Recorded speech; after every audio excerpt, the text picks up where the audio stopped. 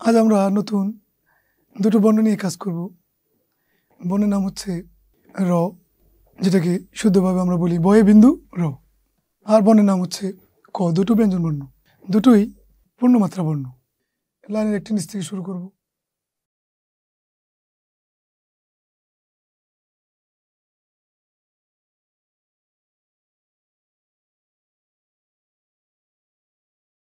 লাইনের একটু নিচ থেকে শুরু করে শেষ লাইনে আসলাম, সেখান থেকে আমি উপরে দাগ পর্যন্ত চলে গেলাম।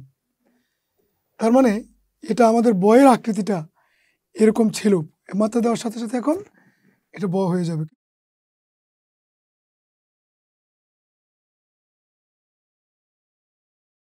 শুধু বয়ের নিচে বিন্দু দিব, বয়ে বিন্দু র, তার মানে এখানে ফাঁকা নেই। আবার দেখাচ্ছি, এই বর্ণের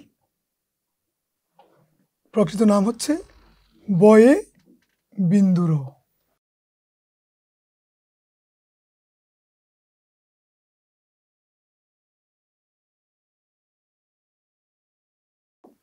এখন যেহেতু আমরা ক লিখব, প্রথমে আমরা বয়ের আকৃতি বানিয়ে ফেললাম। এটা হচ্ছে আমার বয়ের আকৃতি। এখন দেখো বন্ধুরা, এই একটাকে নিয়ে আমি শুরু করব। এখানে কোত্থেকে শুরু করব?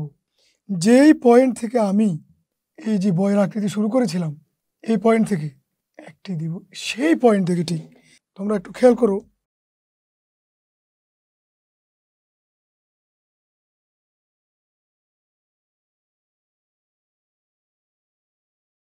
শুরু করলাম লাইনের একটু নিচ থেকে। এই যে আমরা এটা ব থেকে শিখলাম, যেই পয়েন্ট থেকে এখন আমি শুরু করলাম, সেই পয়েন্ট থেকে আমি একটি লিখব, তারপর আমি মাত্রা ব্যবহার করব।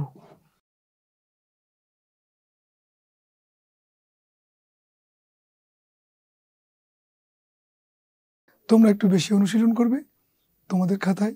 যারা পেন্সিল দিয়ে লিখবে অবশ্যই মনে রাখবে HB পেন্সিল। HB পেন্সিল হাতের লেখার জন্যই প্রযোজ্য, ভাঙবে না সহজে। পেন্সিলটা একটু শক্ত, কখনোই গাঢ় করে লিখবে না, কখনোই চাপ দিয়ে লিখবে না। এতে দুটো ক্ষতি, একটি হচ্ছে ঘন ঘন পেন্সিল ভাঙবে, আরেকটি হচ্ছে তোমার হাতের লেখা বাঁকা হবে, নষ্ট হবে, তুমি হাত ব্যথা পাবে।